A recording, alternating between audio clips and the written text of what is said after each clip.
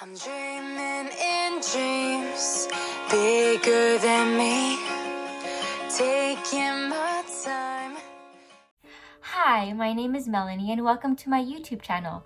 On my YouTube channel, I like to talk about such things such as spirituality, self-love, and self-discovery.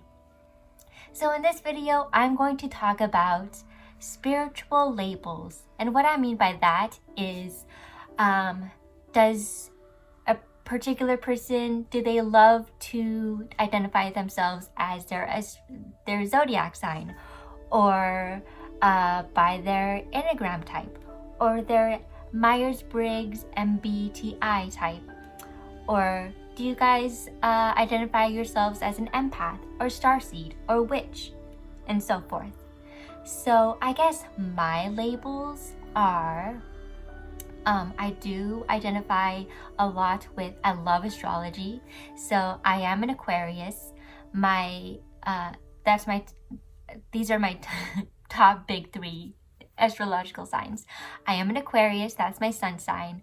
My moon sign is Scorpio, and my rising sign is Capricorn. And I haven't always loved astrology. In my teenage years, I was neither spiritual nor religious. I was just living my life, and I didn't really care about the afterlife, or, didn't really think about the meaning of life.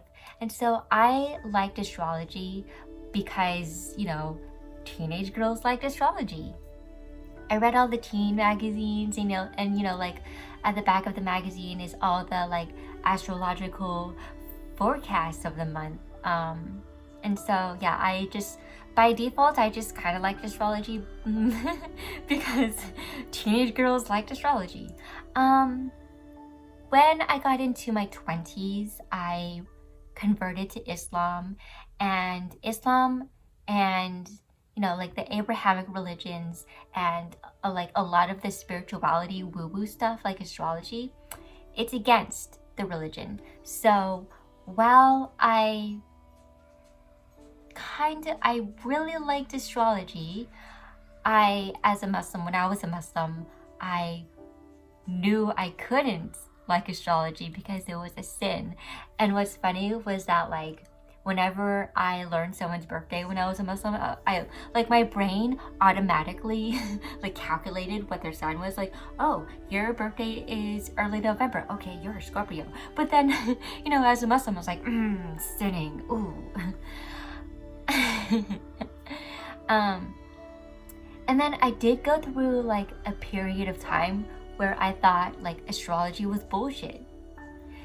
I think that was between high school and when I was first starting college.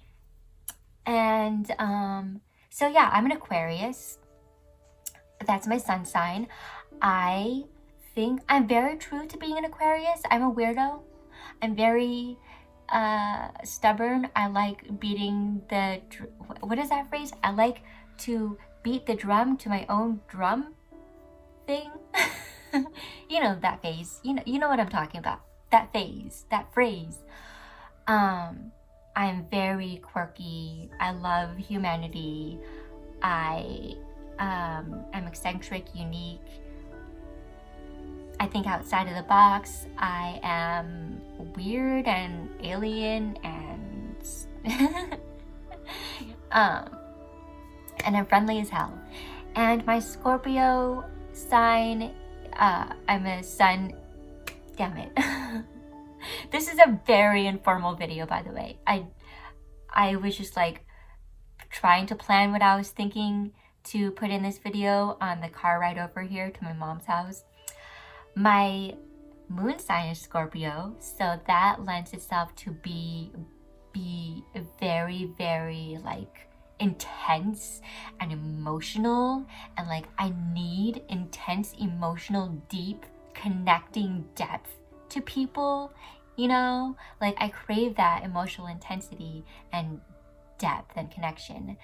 And my rising sign is Capricorn, which is like Capricorns are ambitious as fuck, and we always have a goal we want to strive for, and nothing will deter me from the goal. And when I set the goal, I am going to do everything in my fucking power to achieve the goal, no matter how hard it is, no matter how long it takes. So that's me. And I love money. I like to save money. When I was a child, when my parents would give me allowance, like my mom was like, "What are you gonna do with your allowance?" And I was like, "I'm gonna save it." And my mom was like, "Why?" And I'm like, "But isn't that what I'm supposed to do?" So like even as a child, I was very Capricorn rising. Scorpios, we like to it's like the phoenix rising from the ashes. We always like to like reinvent ourselves and like strive to be better, and just like form new, stronger versions of ourselves, and really forge our strength and identity and keep leveling up spiritually, emotionally, everything. My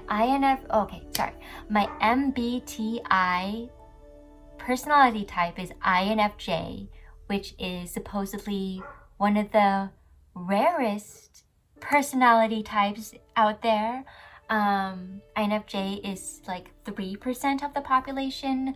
Lucky me. So INFJs tend to be like very, very introverted and intense, yet aloof, yet very, very personable and able to connect to people very easily, but kind of standoffish and aloof. So I feel like INFJs are contradictory, which I feel like that. And I also feel very contradictory in my 3 main zodiac signs to begin with. Like, I'm an Aquarius, but I'm Scorpio. We're like, oh my God. A lot of people, I don't think this is true psychologically. Like, a lot of people feel that like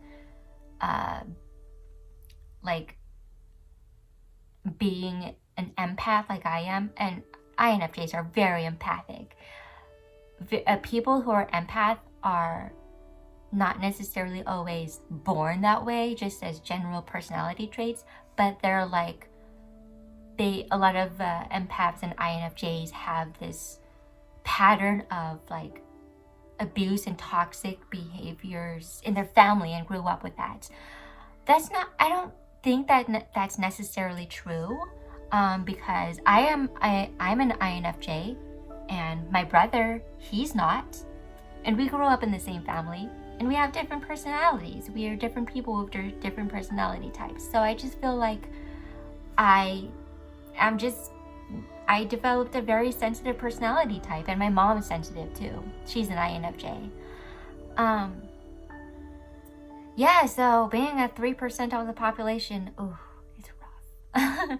I've always felt so different from everyone, and it sucks because I'm so sensitive. It sucks. It's a blessing, but it sucks. I'm not really into the Enneagram stuff. A long time ago, I did do the Enneagram test, and I came up with type number 1 and number 4. And then this morning I redid the test because I'm not really too familiar with the Enneagram types. So like I really need to like learn these stuff. So number 1 is the reformer, rational, idealistic, principled, purposeful, self-controlled, perfectionist. I'm pretty perfectionist. Like I think the reformer type, like that is due to my Capricorn rising. Like I will strive for, I'm a perfectionist, and I will get the details fucking right, and I will succeed. And number 4 is the individualist, sensitive, withdrawn, expressive, dramatic, self-absorbed, and temperamental. You know, like in general, I feel like my personality is so contradictory. Like INFJs are known to be like rational and logical, but on the other side of that coin is very sensitive and emotional. Aquariuses tend to be like, they're air signs, so intellect, reasoning, ideas.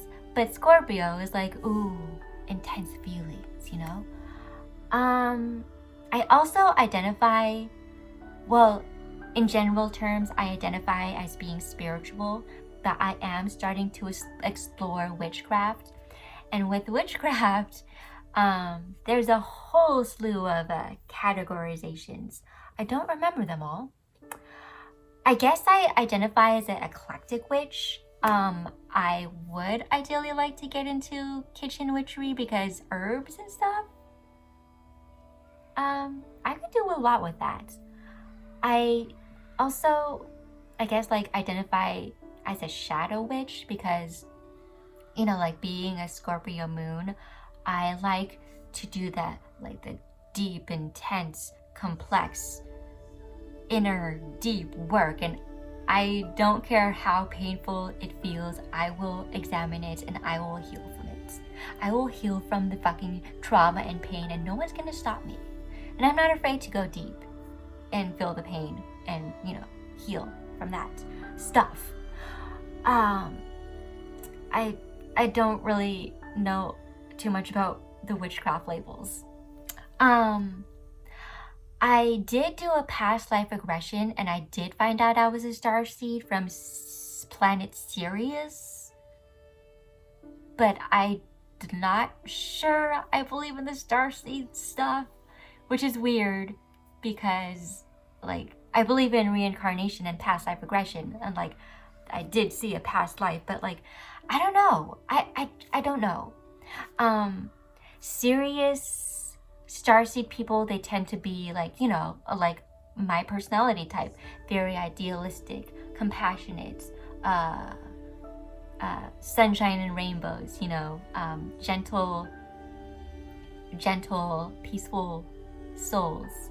Yeah, I'm not really sure I believe in the starseed stuff.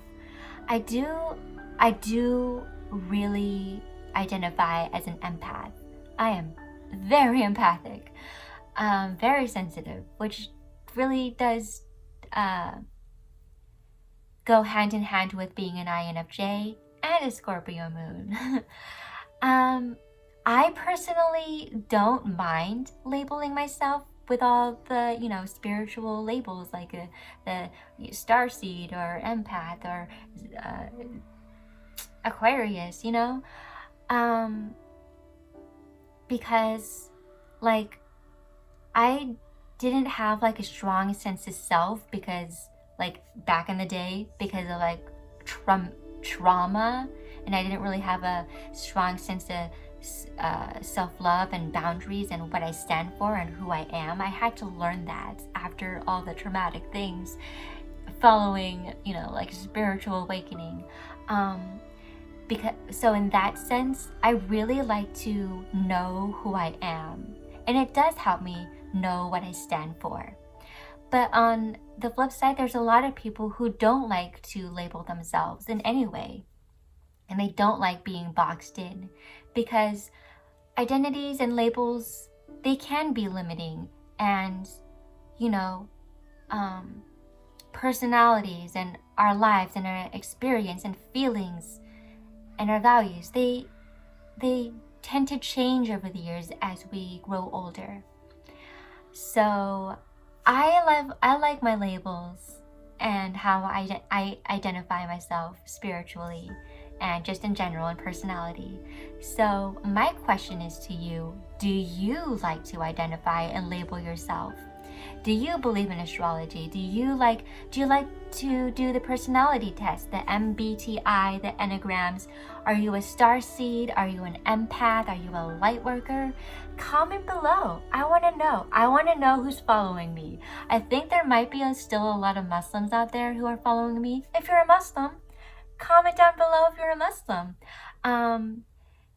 Yeah, just any of your identity, spiritual, personality labels that you like to identify yourself as, comment below. I want to know, because I wanted to know, I just want to get to know who's following me. And, like, I feel like I'm just like, I have 150 followers.